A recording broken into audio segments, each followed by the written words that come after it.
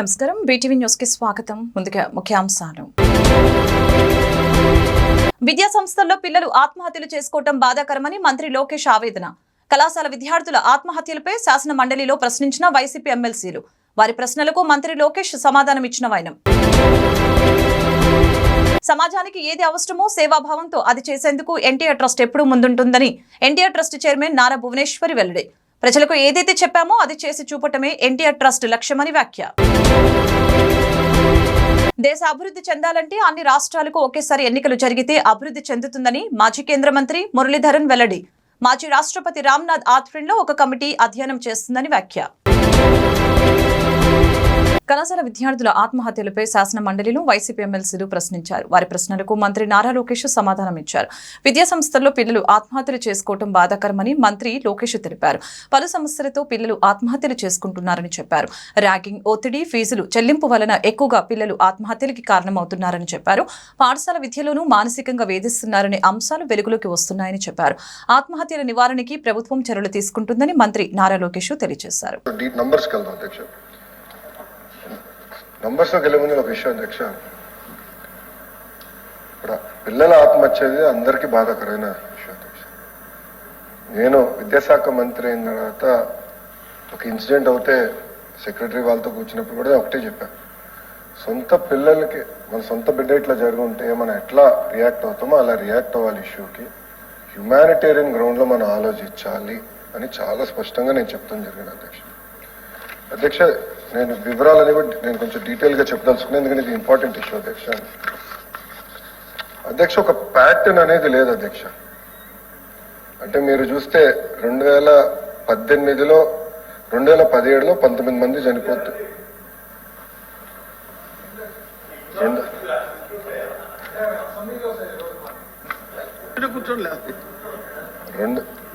అధ్యక్ష 2016లో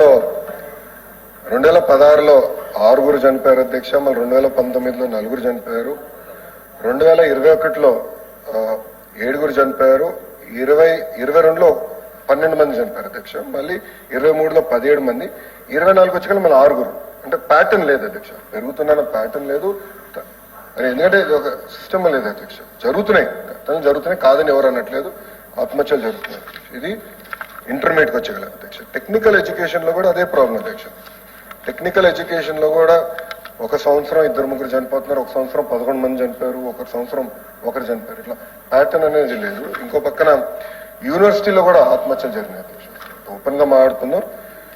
data reporting 2014 నుంచి ఉంది అధ్యక్ష. అప్పటి నుంచి చూస్తే 18 మంది, అంటే గత దశాబ్దంలో 18 మంది ఆత్మహత్య చేసుకోవడం జరిగింది అధ్యక్ష. అధ్యక్ష, గౌరవ సభ్యులు అడిగినట్లు 2-3 విషయాలు అధ్యక్ష. ఇక్కడ 5 అంతస్తుల భవన నిర్మాణానికి శంకుస్థాపన చేయడం చాలా సంతోషంగా ఉందని, సమాజానికి ఏది అవసరమో సేవాభావంతో అది చేసేందుకు ఎన్టీఆర్ ట్రస్ట్ ఎప్పుడూ ముందుంటుందని ఎన్టీఆర్ ట్రస్ట్ చైర్మన్ నారా భువనేశ్వరి తెలిపారు. ప్రజలకు ఏదైతే చెప్పామో అది చేసి చూపటమే ఎన్టీఆర్ ట్రస్ట్ లక్ష్యమని పేర్కొన్నారు. రక్తదానంతో పాటు తలసేమియా వ్యాధితో బాధపడే చిన్నారులని ఆదుకునే లక్ష్యంతో ఇక్కడ సేవలు అందిస్తామని స్పష్టం చేశారు. నగరంలోని ఎన్టీఆర్ ట్రస్ట్ భవన్లో నిర్మాణానికి NTR memorial trust managing trustee Nara Bhuvaneswari శంకుస్థాపన చేశారు. స్థానిక సాయిబాబా మందిరంలో ప్రత్యేక పూజలు నిర్వహించిన అనంతరం శంకుస్థాపన కార్యక్రమంలో భువనేశ్వరి పాల్గొన్నారు. విజయవాడ టీచర్స్ కాలనీలోని సాయిబాబా గుడి వీధిలో 600 గజాల స్థలంలో భవన నిర్మాణానికి శంకుస్థాపన చేశారు. కార్యక్రమంలో విజయవాడ ఎంపీ కేశినేని చిన్ని పాల్గొన్నారు. ఈ సందర్భంగా NTR memorial trust managing trustee Nara Bhuvaneswari మాట్లాడారు. అత్యవసర వైద్య సేవకు ట్రస్ట్ తలుపులు ఎప్పుడు కొట్టినా 24 గంటలు అందుబాటులో ఉంటామని తెలియజేశారు. ఫిబ్రవరి 2026లో విజయవాడలో ఎన్టీఆర్ ట్రస్ట్ సేవలు అందుబాటులోకి వస్తాయని నారా భువనేశ్వరి తెలియజేశారు. విద్య, వైద్య సేవా కార్యక్రమాలు రాష్ట్రంలో మరింత విస్తృతం చేసే లక్ష్యంతో భవన నిర్మాణం చేపడతామని తెలియజేశారు.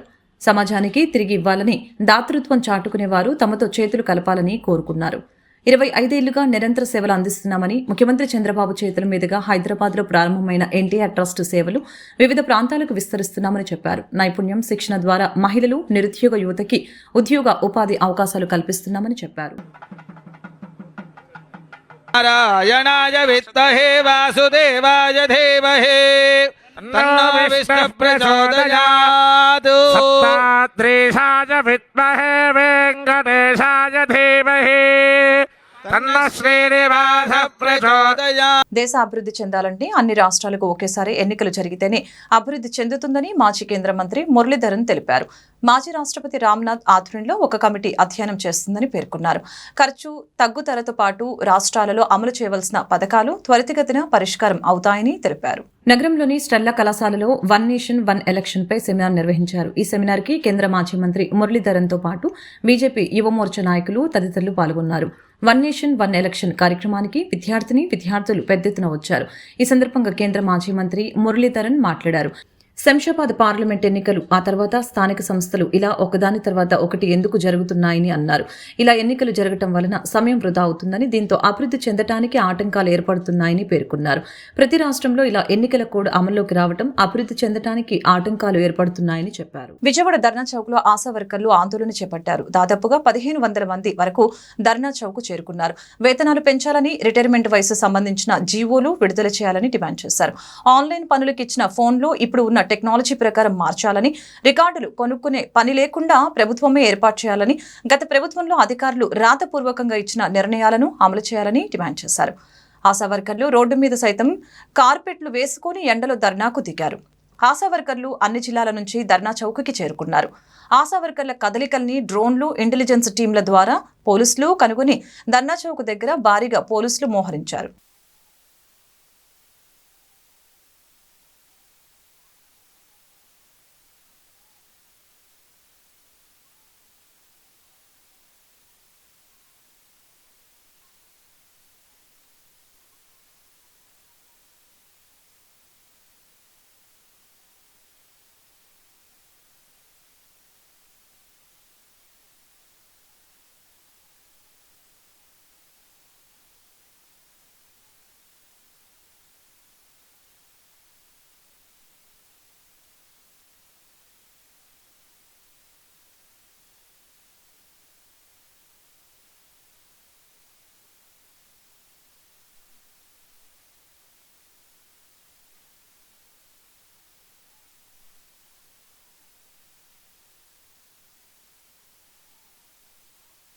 ఆశా వర్కర్స్ యూనియన్ రాష్ట్ర అధ్యక్షురాలు. నా పేరు పోసమ్మ. ఈరోజు రాష్ట్ర వ్యాప్తంగా ఆశా వర్కర్ల సమస్యలు పరిష్కారం చేయాలని డిమాండ్ చేస్తూ విజయవాడ రాష్ట్ర కేంద్రానికి రావడం జరిగింది. ఇప్పటికే ప్రభుత్వం ఇచ్చినటువంటి ప్రకటనలు జీవోల రూపంలో ఇవ్వాలని, ఆశా వర్కర్ల చాకరీని గుర్తించి వేతనాల పెంపుదలకు సంబంధించి, అలాగే రికార్డులు, కమ్యూనిటీ హెల్త్ వర్కర్లకు సంబంధించిన వేతనాలు పెంపుదల, ఆశాలను గుర్తించాలని చెప్పేసి మేము డిమాండ్ చేస్తూ ఉన్నాం. ప్రభుత్వం ఇచ్చినటువంటి జీవోల్లో ఏవైతే ఉన్నాయో వాటిని వెంటనే అమలు చేయాలి. మా శ్రమకు తగిన గుర్తింపు ఇవ్వాలని చెప్పేసి మేము తెలియజేస్తూ ఉన్నాం. అనేక సంవత్సరాలుగా ఆశా వర్కర్లు క్షేత్రస్థాయిలో సేవలు అందిస్తున్నారు. సేవలకు మించినటువంటి వేతనం ఈ రోజున క్రింది స్థాయిలో మాకెవరికి రానటువంటి పరిస్థితి. ఒకవైపున రాజకీయ ఒత్తిళ్లు, పనిభారం, రికార్డుల పేరుతోటి వేల రూపాయలు ఖర్చు చేయించే పని చేస్తూ ఉన్నారు. వర్కర్లు ప్రశ్నించిన చోట విధుల నుండి తొలగించే పని చేస్తూ ఉన్నారు. మా యొక్క ఈ డిమాండ్స్ను పరిష్కారం చేయాలని చెప్పేసి కోరుతా ఉన్నాం. అట్లాగే గత ప్రభుత్వం ఆశా వర్కర్ల ప్రభుత్వ ఉద్యోగులు అని చెప్పేసి సంక్షేమ పథకాలన్నీ ఆపడం జరిగింది. రిటైర్మెంట్ బెనిఫిట్ కూడా ఇవ్వకుండా పదుల సంఖ్యలో వర్కర్లు ఇంటికి పంపించే పని చేస్తుంది.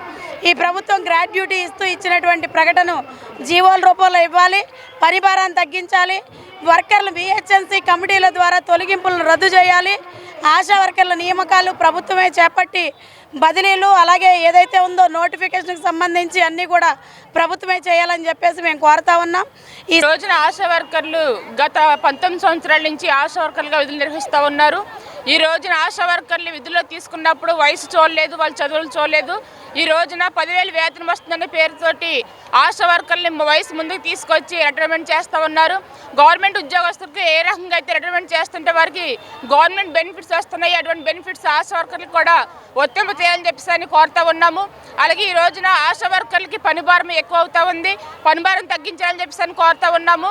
అలాగే ఆశా వర్కర్లకి రాజకీయ జోక్యంతో వాళ్ళకు అధికారులటువంటి వర్కర్లను పెట్టుకోవడం కోసమని ఈ రోజున ఆశా వర్కర్ని అనేక విధాలుగా ఇబ్బందులకు గురి చేస్తూ ఉన్నారు. వీటన్నిటిని కూడా మేము ఆశా వర్కర్స్ యూనియన్ ఖండిస్తూ ఉన్నాము. అలాగే ఈ రోజున ఆశా వర్కర్లు చేస్తున్నటువంటి పనికి ఏఎన్ఎంల పని కూడా తోడయ్యి చాలా పని ఒత్తిడి ఎక్కువగా ఉంది. ఏఎన్ఎం ట్రైనింగ్ తీసుకున్నటువంటి ఆశా వర్కర్లకి ఏఎన్ఎం పోస్టుల భర్తల్లో వీళ్ళకి కూడా ఆశా వర్కర్లకు కూడా ఫస్ట్ ప్రయారిటీ ఇవ్వాలని చెప్పేసి కోరుతా ఉన్నాము. అలాగే ఆశా వర్కర్లకి దఫల వారీగా ఏఎన్ఎం ట్రైనింగ్ ఇవ్వాలని చెప్పేసి గవర్నమెంట్ సర్టిఫికేట్లు ఇవ్వాలని కోరుతా ఉన్నాము. అలాగే ఈ రోజున ఆశా వర్కర్ల సమస్యలు పరిష్కరించాలని చెప్పేసి రాష్ట్ర వ్యాప్తంగా చల్ల విజయవాడ ధర్నా చేపట్టడం జరిగింది. ఇప్పటికైనా సరే ఇప్పుడున్నటువంటి గవర్నమెంట్ ఆశా వర్కర్లకి గ్రాడ్యుయేట్ ఇస్తామని చెప్పేసి అలాగే వాయు పరిమితి 62 సంవత్సరాలకు ఇస్తామని చెప్పేసి ప్రకటన చేస్తుంది. వీటిలన్నిటినీ కూడా జీవో రూపంలో ఇవ్వాలని చెప్పేసి కోరుతా ఉన్నాము. ఈ సమస్యలు పరిష్కారం కాకపోతే రాబోయే రోజుల ఆశా వర్కర్ ఇల్లు స్థలాలు పట్టాల సమస్యలపై రాష్ట్ర వ్యాప్తంగా ఉద్యమంలో భాగంగా సిపిఎం ఆధ్వర్యంలో ప్రజా చైతన్య యాత్రలు ప్రారంభించామని సిపిఎం రాష్ట్ర కార్యదర్శి వర్గ సభ్యులు సిహెచ్ బాపురావు తెలిపారు. పేదల కోసం నిర్మించిన 10,000 ఇళ్లను వారికి కేటాయించకుండా 6 సంవత్సరాలుగా వృధాగా వదిలివేశారని విమర్శించారు. కూటమి సర్కార్ అధికారంలోకి వచ్చి 9 నెలలు అవుతున్న ఇల్లు కేటాయించేందుకు చర్యలు చేపట్టకపోవటాన్ని బాపురావు తప్పుపట్టారు. అజిత్ సింగ్ నగర్లోని JNNURM స్కీమ్ కింద నిర్మించి వృధాగా పడి ఉన్న ప్రభుత్వ ఇళ్లను సిపిఎం నేతలతో కలిసి సిహెచ్ బాపురావు సందర్శించారు. అద్దెలు కట్టలేక అవస్థలు పడుతున్న పేదలతో మాట్లాడారు. శిథిలావస్థకు చేరుకుంటున్న G+3 ఇళ్లను నేతలు పరిశీలించారు. దెబ్బతిని దుర్గంతో ఉన్న ఇళ్లలో మద్యం ఇతర అసాంఘిక కార్యకలాపాలు జరుగుతున్నట్లు స్థానికులు వారి దృష్టికి తీసుకుని వచ్చారు. గత వైసీపీ ప్రభుత్వం జగనన్న కాలనీల పేరుతో ఊరించి మోసం చేసిందని చెప్పారు. కూటమి ప్రభుత్వం 2 సెంట్ల స్థలం ఇంటి నిర్మాణానికి 5 లక్షల రూపాయలు కేటాయిస్తామని హామీ ఇచ్చిన 9 నెలల్లో జరిగింది శూన్యమని తెలియజేశారు. 100 కోట్ల రూపాయల ప్రజాధనంతో నిర్మించిన ఇళ్లను నిరుపయోగంగా ఉంచడం పాలకుల నేరపూరితమైన చర్యగా బాపురావు అభివర్ణించారు. కొందరు దళారులు నేతల అండతో బినామీ పత్రాలతో ఖాళీగా ఉన్న ఇళ్లను అమ్మేస్తున్నారని, లక్షలు గడిస్తున్నారని ఆరోపించారు. అర్హులైన పేదలు ఖాళీగా ఉన్న ఇళ్లను స్వాధీనం చేసుకుంటే దానికి ప్రభుత్వమే బాధ్యత వహించాలని స్పష్టం చేశారు. ఈ పర్యటన సిపిఎం నేతలు B Ramanarao, K Durgarao, CH Srinivas, Nizamuddin, T Srinivas, Punnarao, Nagarjuna తదితరులు పాల్గొన్నారు. అంతకుముందు చంద్రబాబు గారి ప్రభుత్వం 5 ఏళ్ళు ఉండి వాళ్ళు అప్పుడు పట్టించుకోవాలా. ఈరోజు మేము 1 సెంటు కాదు 2 సెంట్లు స్థలం ఇస్తాం, గ్రామాల్లో అయితే 3 సెంట్లు స్థలం ఇస్తామని ఎన్నికల్లో మాటలు చెప్పారు. కానీ ఇప్పటికీ మాటలు తప్ప చేతలు లేవు. అటు కేంద్రంలో ఉన్న బీజేపీ అయితే ఈ ఇళ్ళన్నీ మా డబ్బులే, కేంద్ర డబ్బులని వాళ్ళు బాగా కొట్టుకుంటున్నారు. ఒకరికొకరు పోటీ పడి చెప్పుకోవడం తప్ప ఇళ్ళిచ్చిన పాపాన పోలేదు. పాలకుల ప్రభుత్వాల నిర్లక్ష్యానికి నిదర్శనంగా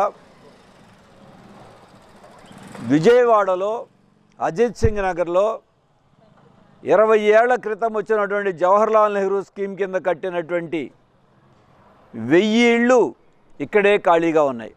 ఒకరోజు కాదు 2 రోజులు కాదు, 6 ఏళ్ల నుంచి 72 నెలల నుంచి ఖాళీగా ఉన్నాయి.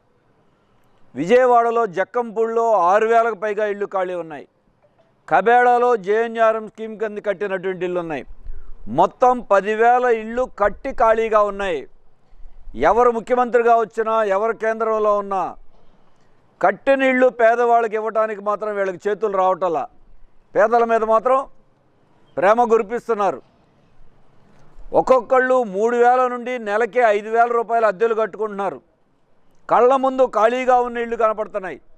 ఈ ఇళ్ళన్నీ పేదవాళ్ళకి ఇస్తే ఈ 6 ఏళ్లలో వాళ్ళు దాంట్లో బతికేవాళ్ళు. నెలకి 3,000 రూపాయల చొప్పున ఈ 6 ఏళ్లలో ఒక్కొక్కళ్ళు 2,16,000 రూపాయల పైగా అద్దెలు కట్టుకున్నారు. ఇవాళ ఖాళీగా ఉన్న ఇళ్ళన్నీ మందు బాటిళ్ళకి, బ్లేడ్ బ్యాచ్లకి, అసాంఘిక కార్యక్రమాలకి నిలయంగా మారిపోయినాయి. జనానికి మాత్రం ఇళ్ళు లేవు. విజయవాడలో 10,000 ఇళ్ల వలన ఖాళీగా ఉంచడం వలన సుమారుగా 216 కోట్ల రూపాయలు ఈ తమ భవనాన్ని అద్దెదారులు కబ్జా చేసేందుకు ప్రయత్నిస్తున్నారని భవన యజమానులు మద్దుల దామోదరం, మద్దుల లక్ష్మి, అనంత రాజేశ్వరులు ఆవేదన వ్యక్తం చేశారు. తమ భవనంలోని షాపుల్లో అద్దెకు ఉంటున్న అద్దెదారుల వలన తమకు ప్రాణహాని ఉందని వెల్లడించారు. అధికారులు, ప్రభుత్వం తమకు న్యాయం చేయాలని కోరారు. గురువారం 1 టౌన్ తారాపేట పీనా మహమ్మద్ వీధిలోని భవనం వద్ద భవన యజమానులు మద్దుల దామోదరం, మద్దుల లక్ష్మి, అనంత రాజేశ్వరి మీడియాతో మాట్లాడారు.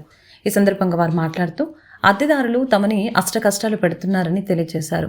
అద్దెదారులైన మానుకొండ శ్రీనివాసు, మిర్యాల హరీష్, అల్లాడ నరసింహారావులు ఒక పథకం ప్రకారం తమపై అక్రమ కేసు పెట్టారని చెప్పారు. పాత భవన స్థానంలో కొత్త భవనాన్ని నిర్మాణం చేపడతామని చెప్పి ఖాళీ చేసేందుకు 2 సంవత్సరాల టైం కూడా ఇచ్చామని తెలియజేశారు. అలాగనే ఇచ్చిన గడువు లోపల షాపులు ఖాళీ చేస్తామని రాతపూర్వకంగా రాసి ఇచ్చారని అన్నారు. బీజేపీతో షాపులను తొలగించే క్రమంలో పథకం ప్రకారం కుట్రలో భాగంగా కొన్ని సామాన్లని షాపుల్లో ఉంచి అద్దెదారులు తమపై కేసు పెట్టారని అన్నారు. భవనాన్ని కబ్జా చేసేందుకు అద్దెదారులు తమపై కుట్రలు పన్నుతున్నారని తెలిపారు. జనసేన నాయకులు పేర్లు చెప్పి తమను బెదిరిస్తున్నారని అన్నారు. పోలీసులు సైతం తమ భవనం వద్దకు వెళ్లవద్దని బెదిరిస్తున్నారని అన్నారు. ఈ వ్యవహారంలో వృద్ధులైన మాకు తగిన న్యాయం చేయాలని కోరారు.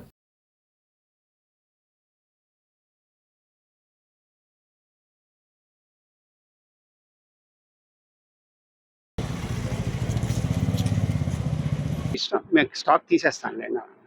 సరే అట్లాగే తీసేసేయండి మీరు స్టాక్, నేను డిస్మాంటిల్ చేసి కన్స్ట్రక్షన్ చేసుకుంటాను అన్నాక నేను డిస్మాంటిల్కి పంపించాక మా వాళ్ళు ఇక్కడ కొట్టాక స్టాక్ ఉన్నదంట, వద్దు వచ్చేసేయండి అని చెప్పాను. వచ్చేసారు వాళ్ళు. వచ్చేసాక పోలీస్ డిపార్ట్మెంట్కి వీళ్ళు కంప్లైంట్ ఇచ్చారు నా మీద. ఏమని ఇచ్చారు, మా స్టాక్ని డ్యామేజ్ చేశారు, క్యాష్ 3 లక్షలు పోయింది, ఇందులో స్టాక్ పోయింది అని చెప్పి నా మీద కంప్లైంట్ ఇచ్చారు. నా మీద కంప్లైంట్ ఇస్తే నన్ను సిఐ గారు పిలిపించారు. వెళ్ళాను. వాళ్ళు 14 మంది 15 మంది వచ్చారు. నేను నుంచున్నాను సిఐ గారి దగ్గర. నా ఏజీ 70 ఏళ్ళు, 69 నుండి 70 ఏళ్ళు నా ఏజీ. అట్లాగే నుంచున్నాను, నేనేం మాట్లాడలా. మా ఫాదర్ కూడా పోలీస్ డిపార్ట్మెంట్లో డిఎస్పీగా చేసిన ఆయనే, చనిపోయారు నాన్నగారు. నేను అట్లాగే నుంచుంటే ఏంటంటే మీరు ప్రాపర్టీ పగలగొట్టించారంటే కంప్లైంట్ ఇచ్చారన్నారు. కుర్చీ కూడా అడగల. నేను అట్లాగే నుంచున్నాను. అవునండి అని అన్నాను. వాళ్ళు చెప్పారని నేను కొట్టించానండి అని అన్నాను. అన్నాక మరి డ్యామేజ్ అయింది అన్నారు, నీ మీద ఎఫ్ఐఆర్ కడతాను. అట్లాగే సార్ బయట కూర్చోండి మీరు అన్నారు. వాళ్ళతో మాట్లాడారు. నేనేం అడగలేదు ఇంకా. అట్లాగే అండి అన్నారు. సార్ నన్ను తర్వాత ఏలు మొత్తంలో తీసుకున్నారు, నన్ను పంపించేశాక మొన్న ఈ మధ్య ఇసుక కూడా వచ్చింది. ఈ ఇసుక కూడా మున్సిపాలిటీ వాళ్ళు ఈ ఎలక్ట్రికల్ ఇవి అట్లా ఏమంటారు మీటర్స్ పోయినాయి అంట. నాకు ఫోన్ చేస్తే నన్ను వస్తే కొంచెం గొడవ పడ్డారు వీళ్ళు. మీరు ఇక్కడ కూర్చోకూడదండి, మీరు రాకూడదండి, వచ్చి బతివాళ్ళట్టు చెప్పా, అయినా కూడా వెళ్ళలేదండి. ఇక్కడి నుంచి సార్ మంచి ఎండలో వచ్చాను. నాకు చాలా బాధగా ఉంది. మా నాన్న ఏదో కష్టపడి కొనుక్కున్నాను, మాకు కాకుండా చేస్తారని చాలా బాధగా ఉంది. మీరే ఇప్పించాలండి అసలు కలిసి. చట్టాన్ని రక్షించండి అంతే నేను అడిగేది. నా ప్రాపర్టీ నాకు ఇప్పించండి. మాదే కదా, మేము ఎవరిని ఆశపట్టలేదు. మాది మాకుంటే చాలు, ఎప్పుడు మేము అట్లాగే కోరుకుంటాం. ఐసీఏఐ విడుదల చేసిన ఫలితాల్లో తమ విద్యార్థులకి జాతీయ స్థాయిలో 3 అత్యుత్తమ ర్యాంకులను సాధించారని గురుకుల్ అకాడమిక్ డైరెక్టర్లు తెలిపారు. తమ విద్యార్థులు జాతీయ స్థాయిలో ద్వితీయ ర్యాంకుతో పాటు 29, 47 ర్యాంకులను సాధించి అత్యుత్తమ స్థానంలో నిలిచారని ఆయన వివరించారు. లబ్బిపేట మజీద్ రోడ్లో గల గురుకుల్ అకాడమీ కార్యాలయంలో ఏర్పాటు చేసిన విలేకరుల సమావేశంలో సంస్థ డైరెక్టర్లు కాశీ వెంకటరెడ్డి, వినోద్ కుమార్, వెంకట శేఖర్, అరుణ్ కుమార్, సంపత్రావు తదితరులు మాట్లాడారు. తమ విద్యార్థులు సాధించిన జాతీయ ర్యాంకుల పట్ల సంతోషం వ్యక్తం చేశారు. అలాగనే అంతేకాకుండా తమ అకాడమీలో శిక్షణ పొందిన విద్యార్థులు 65% మంది ఉత్తీర్ణులయ్యారని వివరించారు. దేశంలో ఏ సంస్థ కూడా ఇంతటి ఉత్తీర్ణత శాతం సాధించలేదని, ఇది తమకెంతో గర్వంగా ఉందని తెలియజేశారు. ఇంతటి విజయాన్ని అందించిన విద్యార్థులకి, వారి తల్లిదండ్రులకి అకాడమీ తరపున కృతజ్ఞతలు తెలియజేశారు.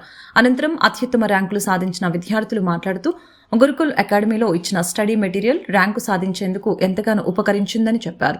ఎగ్జామ్స్ కి ముందు అధ్యాపకులు ఏర్పాటు చేసిన పునశ్చరణ తరగతులు తమకు ఎంతగానో ఉపయోగపడ్డాయని చెప్పారు.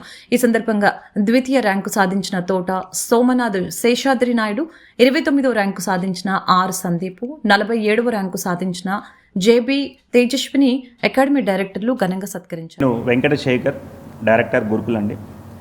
నేను ఐసీఐ రిలీజ్ చేసినటువంటి రిజల్ట్స్లో మా స్టూడెంట్స్కి 3 ఆల్ ఇండియా ర్యాంక్స్ వచ్చినాయి.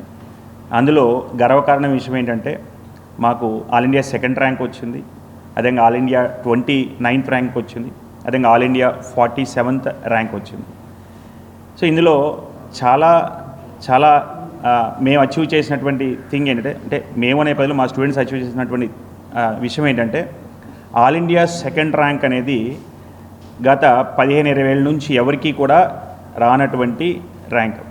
అంటే total Andhra Pradesh as well as mainly సిఏకి hub అయినటువంటి విజయవాడకు వచ్చేసరికి వీఆర్ సో హ్యాపీ. ఎందుకంటే మేము ఇక్కడే చదువుకున్నాం సిఏ, ఇక్కడే ఒక ఇన్స్టిట్యూట్ స్టార్ట్ చేసాం. అండ్ ఇక్కడ మా students Vijayawada are Andhra Pradesh proud చేశారు by getting all India 2nd rank అండి. అండ్ ఈ అచీవ్మెంట్కి తోడ్పడినటువంటి ప్రతి మా స్టాఫ్కి, అదేవిధంగా మాకు ఈ ర్యాంక్స్ ఎర్న్ చేసినటువంటి స్టూడెంట్స్కి, అదేవిధంగా పేరెంట్స్కి అందరికీ కూడా చాలా చాలా ధన్యవాదాలండి. అండ్ ఇలాంటి ర్యాంక్స్తో మళ్ళీ మేము ఫ్యూచర్లో అదే స్థాయి, అంటే ఇదే ర్యాంక్స్. సిఏ ఇంటర్లో గురుకుల్ సంస్థకి 3 ర్యాంకులు రావడం జరిగింది. 2వ ర్యాంకు, అలాగే 29వ ర్యాంకు, 47వ rank, second 29 and 47th rank score చేసాం. ఇంకొక ఆనందదాయకమైన విషయం ఏంటంటే మా సంస్థలో 65% పాస్ పర్సంటేజ్ మేము అచీవ్ చేయడం జరిగింది. అది వేరే ఏ సంస్థ కూడా మనకి అక్రాస్ ఇండియా వేరే ఏ సంస్థకి అలాంటి అచీవ్మెంట్ లేదు, అంత పాస్ పర్సంటేజ్ లేదు. సో అది కూడా మాకు చాలా ఆనందదాయకంగా ఉంది. ఈ సక్సెస్ అచీవ్ చేసినటువంటి స్టూడెంట్స్కి, అలాగే వాళ్ళ పేరెంట్స్కి, అలాగే మా ఉపాధ్యాయ బృందానికి కూడా మేము అభినందనలు తెలియజేసుకుంటున్నాం. ఇలాగే వాళ్ళు ఇంకా మంచి ర్యాంక్ స్కోర్ చేయాలని, ఫ్యూచర్లో గురుకుల్ సంస్థకు కూడా మంచి ర్యాంక్స్ రావాలని, వాళ్ళ పేరెంట్స్కి వీళ్ళకి అందరికీ మంచి పేరు రావాలని మేము ఆశిస్తున్నాం. Thank you.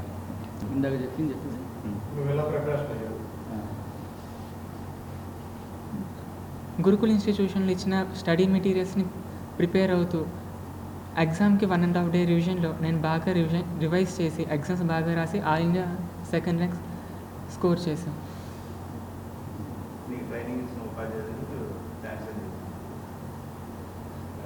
నాకు కోచింగ్ చెప్పిన అధ్యాపకులకు ధన్యవాదాలు. అందరికీ, నా పేరు ఆర్ సందీప్. నిన్న ఐసీఐ రిజల్ట్స్ డిక్లేర్ చేశారు. అందులో నాకు 29th ర్యాంక్ వచ్చింది ఆల్ ఇండియా ఓవర్. ముఖ్యంగా నా గురువులందరికీ నా అభినందనలు. నా పేరు జేబీ తేజస్వి. నేను సిఏ ఇంటర్మీడియట్ జాన్ 2025 ఎగ్జామ్స్లో నాకు ఆల్ ఇండియా ర్యాంక్ 47 వచ్చింది. నాకు టీచ్ చేసిన టీచర్స్ అండ్ పేరెంట్స్కి థ్యాంక్ యూ. విజయవాడలోని రామకృష్ణపురంలో స్థల వివాదం ఉద్రిక్తతకు దారితీసింది. 280 గజాల స్థలాన్ని కబ్జా చేసి తమ కుటుంబాన్ని రోడ్డున పడవేశారని వికలాంగ యువకుడు మస్తన్ వలి కన్నీటి పర్యంతమయ్యారు. తమ స్థలాన్ని ఆక్రమించుకోవటమే కాకుండా తనను వికలాంగుడని కూడా చూడకుండా బయటికి గెంటి వేశారని, తన వెంట వచ్చిన మీడియాను సైతం దూషిస్తూ కబ్జాదారులు రాళ్లదాడికి దిగారని వాపోయారు. రామకృష్ణపురంలో కబ్జాకి గురైన స్థలం వద్ద వికలాంగ బాధితుడు మస్తాన్ వలి విలేకరుల సమావేశాన్ని నిర్వహించి తనకు జరిగిన అన్యాయంపై కన్నీరు మున్నీరు అయ్యారు. ఈ సందర్భంగా వికలాంగ యువకుడు మస్తాన్ వలి మాట్లాడారు. అనేక సంవత్సరాల నుంచి తాము నివాసం ఉంటున్న స్థలాన్ని మాది అని కొందరు ఆక్రమించుకున్నారని వాపోయారు. కుటుంబ సభ్యులపైన దాడి చేశారని, న్యాయం కోసం తమ వెంట వచ్చిన మీడియా ప్రతినిధులపై రాళ్ల దాడికి దిగారని వాపోయారు. గత నెల 27వ తేదీన స్థలాన్ని ఆక్రమించి ఆ స్థలంలో రౌడీలను ఉంచి ప్రశ్నించిన తమపై దాడి చేశారని, కళ్లల్లో కారం కొట్టి ఇబ్బంది పెట్టారని తెలియజేశారు. ఇంటిలో ఉన్న సుమారు 10 లక్షల రూపాయల విలువ చేసే సామాగ్రిని రౌడీలతో బయటపడేశారని ఆరోపించారు. తమపై దాడిని పోలీసులకు చెప్పినా పట్టించుకోవటం లేదని ఆవేదన వ్యక్తం చేశారు. 20 రోజుల క్రితం తనకు ప్రమాదం జరిగిందని, కాలు తొలగించారని, ఆ ప్రమాదానికి కారణం కూడా కబ్జాదారులేనన్న అనుమానం ఉందని తెలియజేశారు. ప్రభుత్వ పెద్దలు స్పందించాలని, పోలీసులు ఉన్నతాధికారులు జోక్యం చేసుకుని తమకి చెందిన 280 గజాల స్థలాన్ని తమకిప్పించాలని ఈ సందర్భంగా కోరారు. ఆస్తికి సంబంధించిన పూర్తి డాక్యుమెంట్స్ తమ వద్దే ఉన్నాయని స్పష్టం చేశారు. తమపై దాడి చేసిన వారి నుంచి ప్రాణహాని ఉందని, తమకి రక్షణ కల్పించాలని, అలాగనే వారిపై కఠినమైన చట్టపరమైన చర్యలు తీసుకోవాలని పోలీసు ఉన్నతాధికారుల్ని కోరారు.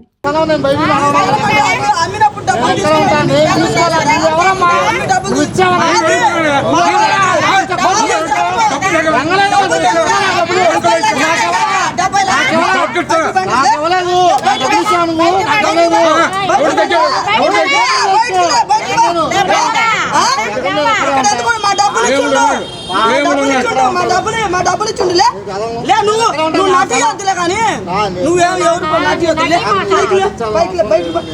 బయటకు నాడు ఉంటావా? వీళ్ళని తీసుకొచ్చి ఇక్కడ ఉండి ఎవరు స్థానంలో కూర్చొని బ్యాక్ మీద కూర్చున్నారు అండి. అది విజయవాడ రామకృష్ణపురం. మాకు 280 గజాలు స్థలం ఉంది, దానిలో నివాసం ఉంటున్నాం. ఒక 27వ తారీఖున రామారావు అనే వ్యక్తి నడుచు ఒక 40 మంది సుమారు తెల్లవారుజామున 3 గంటలకు వచ్చి మమ్మల్ని దౌర్జన్యంగా కొట్టి మా సామాన్లన్నీ పడేశారు. వాళ్ళు అప్పటి నుంచి లోపలే ఉంటున్నారు. ఏంటండి మా స్థలంలోకి మేము వెళ్తుంటే మమ్మల్ని రానియకుండా కొట్టి, ఈరోజు మేము లోపలికి వెళ్తే నన్ను కొట్టి మీడియా వాళ్ళ మీద రాళ్ళు ఇసిరి, నన్ను ఆడవాళ్ళు సుమారు 10 మంది నన్ను కొట్టి బయటికి ఈడ్చుకొచ్చి పడేశారు. దీని మీద పోలీసు వారికి ఎప్పటికప్పుడు చెప్తున్నా సరే వాళ్ళు స్పందిస్తున్నారు, వస్తున్నారు, చెప్తున్నారు, అయినా సరే వాళ్ళ లోపలే ఉండడం జరుగుతుంది. దీనిపై మరి వెనక ఎవరిని నడిపిస్తున్నారో ఏంటో తెలియదు. దౌర్జన్యంగా మా స్థలంలోకి వెళ్ళి మమ్మల్ని దౌర్జన్యంగా ఖాళీ చేపించి ఈ రకంగా వాళ్ళ లోపల ఉంటూ మందు తాగుతూ గంజాయి తాగుతూ వాళ్ళు ఇష్టం వచ్చినట్టు చేస్తున్నారు. వాళ్ళ నుంచి ప్రాణహాని కూడా ఉంది. నేను ఇప్పటికీ వాళ్ళు ఖాళీ చేసినప్పటి నుంచి మేము బిజీ కింద ఉంటున్నాం, ఇక్కడే నివాసం ఉంటున్నాం బిజీ కింద. ఇవాళ నా స్థలంలోకి నేను వెళ్తుంటే రాళ్ళతో కొట్టి నన్ను కింద పడేసి కొట్టి ఆడవాళ్ళు సుమారు 10 మంది నన్ను బయటికి ఈడ్చుకొచ్చి బయటికి తీసుకెళ్ళి పడేసి మీడియా వాళ్ళు వస్తే మీడియా వాళ్ళ మీద కూడా రాళ్ళు ఇస్తారు. ఈరోజు వాళ్ళు మీడియా వాళ్ళు కూడా నాకు సహకరిస్తున్నా సరే పోలీస్ వారి నుంచి కానీ ఏసీపీ మేడం నుంచి కానీ ఎటువంటి స్పందన ఉండకపోవడం, మేము ఇప్పటికప్పుడు చెప్తున్నా సరే మా ఫోన్ కట్ చేసేస్తున్నారు. మా బాధ అనట్లేదు. ఒకవేళ చేయగా వచ్చి ఒక కానిస్టేబుల్ చెప్తున్నారు, ఊరికి వెళ్ళిపోతున్నారు. మళ్ళీ వాళ్ళ లోపలే ఉండడం, మందు తాగడం, బిర్యానీలు తినడం, అదరైతులు మా మీద అదరైతులు కూడా రాళ్ళు విసురుతున్నారు. ఫిజికల్గా ఉంటున్నారు. మా సామాన్లు 20 బయటపడేశారు.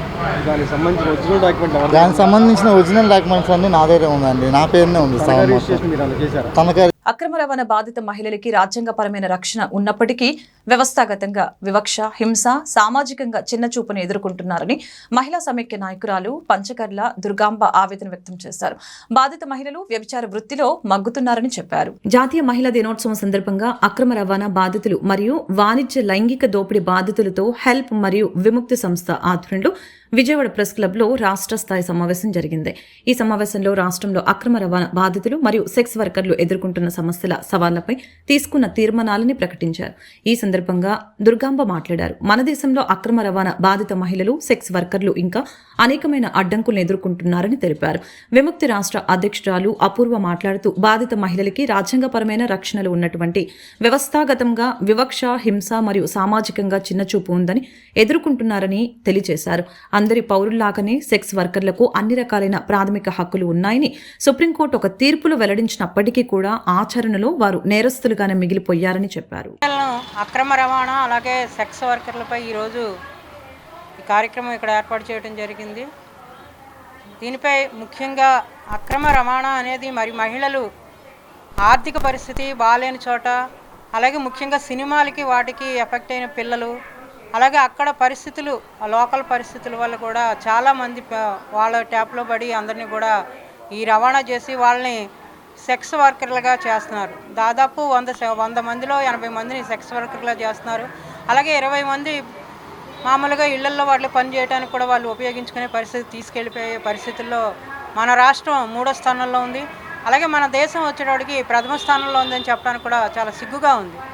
మరి అటు 2014లో అంతకుముందు ఒక జీవో ఉండేదా, జీవో ప్రకారం కూడా వీరందరికీ న్యాయం చేయడానికి ఆ జీవో ఉండేది. కానీ ఇప్పుడు మన 2 రాష్ట్రాలు విడిపోయిన తర్వాత ఆ జీవో ఏమైంది అనేది కూడా ఇంతవరకు తెలియని పరిస్థితి.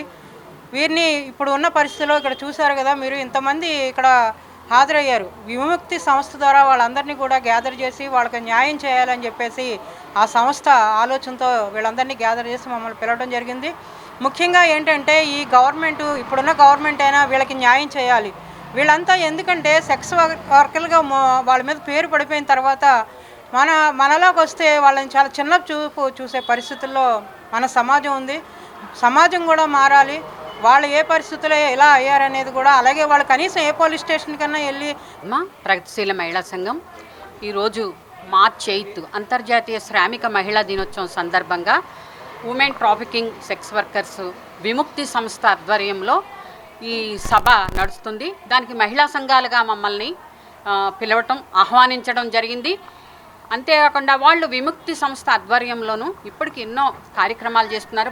ఉమెన్ ట్రాఫికింగ్ బాధిత మహిళల్ని గవర్నమెంట్ గుర్తించిన తర్వాత వాళ్ళకి ఏదైతే ఇవ్వాలో తక్షణ 20,000 సహాయము, వాళ్ళు రిహాబిలేషన్ సెంటర్ కానీ, అంతకుముందు 2 రాష్ట్రాలుగా విడిపోకముందు కొన్ని చట్టాలు ఉన్నాయి, జీవోలు ఉన్నాయి. ఆ జీవోలు అమలు చేయమని వాళ్ళు అడుగుతున్నారు.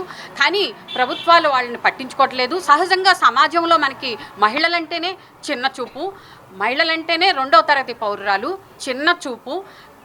ఏదైనా మహిళ కొంచెం మాట్లాడి ఒక ఇంటర్కాస్ట్ మ్యారేజ్ చేసుకున్న ప్రేమ పేరుతో ఎక్కడికన్నా వెళ్ళినా తను ఒక స్వేచ్ఛగా ఎక్కడికైనా తన మాటల్ని నెగ్గించుకోవాలి, నేను ఫలానాది చేయాలి, నాకు సినిమాల్లో చేయడం ఇష్టము, లేకపోతే నేను ఇంకోటి ఏదో చేయాలని ఇష్టమైన అలాంటి మహిళల్ని సమాజం దూషిస్తుంది. మన సమాజంలోనే అలాంటి నేచర్ ఉంది. ఒక సిస్టమే మహిళలకు వ్యతిరేకమైన సిస్టమ్ ఇది ఒక వ్యవస్థీకృతంగా హింసించబడి మహిళల్ని కింది తరగతి పౌరులుగా చూసే సమాజంలో సెక్స్ వర్కర్లు, విమెన్ ట్రాఫికింగ్ గురై ఇందులో అనేక మంది అమాయకులు ఉండొచ్చు. ట్రాఫికింగ్ గురయ్యి ప్రేమ పేరుతో కావచ్చు, లేకపోతే ఇతర వ్యక్తులతోనూ వాళ్ళకి మోసగింపబడి వాళ్ళు ఇందులోకి రావచ్చు. కానీ ప్రభుత్వం ఏం చేయాలి అనేది ఎన్జిఓ సంస్థ, విముక్తి సంస్థ పనిచేస్తుంది. మహిళా సంఘాలుగా కూడా మేము వాళ్ళకి స్టాలిన్ స్ఫూర్తితో సామాజిక న్యాయం కోసం పోరాటం సాగిస్తున్నామని మాజీ ఎమ్మెల్సీ జల్లి విల్సన్ స్పష్టం చేశారు. రెండో ప్రపంచ యుద్ధంలో మహా విపత్తు నుంచి ప్రపంచాన్ని కాపాడిన స్టాలిన్ సోషలిస్టు ఉద్యమానికి ఆదర్శప్రాయుడని అన్నారు. ప్రైవేట్ రంగంలో రిజర్వేషన్లు అమలు చేయాలని డిమాండ్ చేశారు. జోసెఫ్ స్టాలిన్ 72వ వర్ధంతిని పురస్కరించుకుని సోషలిస్టు కూటమి ఆధ్వర్యంలో సామాజిక విప్లవ సదస్సు నిర్వహించారు. ఈ సదస్సులో మాజీ ఎమ్మెల్సీ జల్లి విల్సన్, దళిత సంఘ నేత జయబాబు తదితరులు పాల్గొన్నారు. ఈ సందర్భంగా వారు మాట్లాడుతూ నిరుపేద చర్మకార కుటుంబంలో పుట్టిన స్టాలిన్ చిన్ననాటి నుంచే సోషలిస్టు భావజాలంతో పెరిగారని తెలియజేశారు. స్టాలిన్ స్ఫూర్తితో సామాజిక న్యాయం కోసం పోరాడతామని స్పష్టం చేశారు. నరేంద్ర మోదీ ప్రభుత్వం రాజ్యాంగానికి ముప్పు వాటిల్లే విధంగా వ్యవహరిస్తుందని మండిపడ్డారు.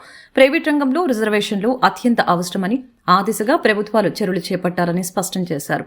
చంద్రబాబు ప్రభుత్వం కేంద్రంలోని మోడీ ప్రభుత్వానికి వత్తాసు పలుకుతూ సామాజిక న్యాయాన్ని విస్మరించిందని ధ్వజమెత్తారు.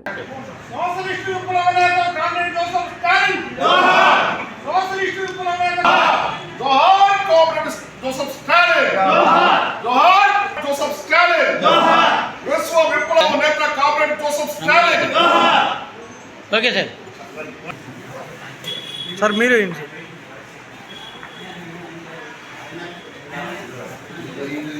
ప్రపంచ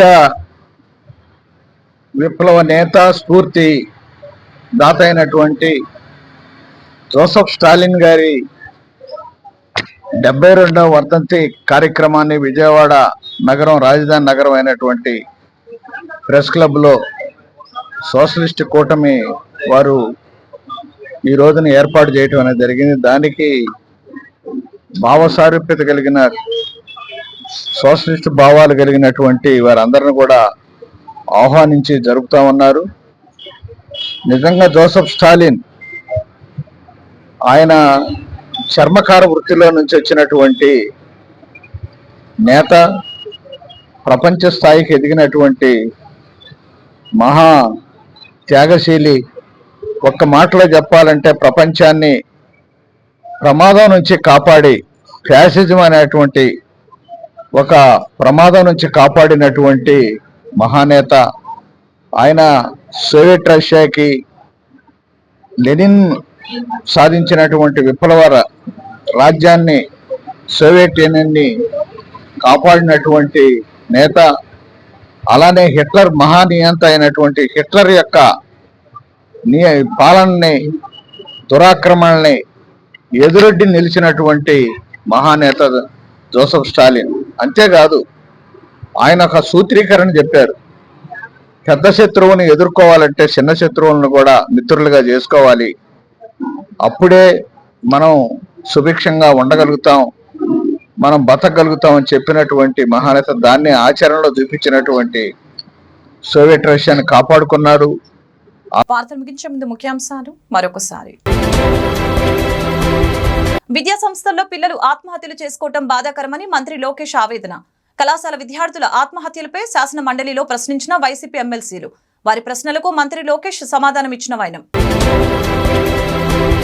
సమాజానికి ఏది అవసరమో సేవాభావంతో అది చేసేందుకు ఎన్టీఆర్ ట్రస్ట్ ఎప్పుడూ ముందుంటుందని ఎన్టీఆర్ ట్రస్ట్ చైర్మన్ నారా భువనేశ్వరి వెల్లడి. ప్రజలకు ఏదైతే చెప్పామో అది చేసి చూపటమే ఎన్టీఆర్ ట్రస్ట్ లక్ష్యమని వ్యాఖ్య. దేశ అభివృద్ధి చెందాలంటే అన్ని రాష్ట్రాలకు ఒకేసారి ఎన్నికలు జరిగితే అభివృద్ధి చెందుతుందని మాజీ కేంద్ర మంత్రి మురళీధరన్ వెల్లడి. మాజీ రాష్ట్రపతి రామ్నాథ్ ఆధ్వర్యంలో ఒక కమిటీ అధ్యయనం చేస్తుందని వ్యాఖ్య. ఈ వార్తలు ఇంతటితో సమాప్తం. మరొక బులెటిన్ మళ్ళీ కలుద్దాం. నమస్కారం.